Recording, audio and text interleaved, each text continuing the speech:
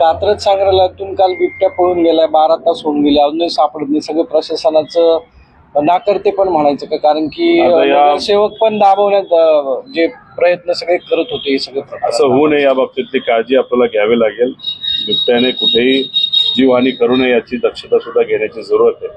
पण कुठल्याही पक्षामध्ये नेतेच आज विचार सोडून पळून जायला लागले तर बिबट्याचं काय झालं?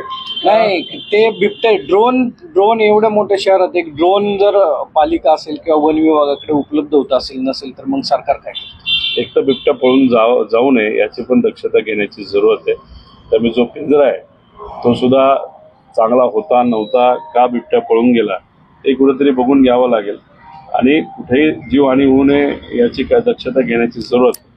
पण चेष्टेतच बोलायचं झालं तर बिबट्याची काय अपेक्षा होती हे सुद्धा जाणून घ्यायला पाहिजे होते. कदाचित तिथं त्या ठिकाणी राहणं हे त्याला योग्य वाटलं नसावं.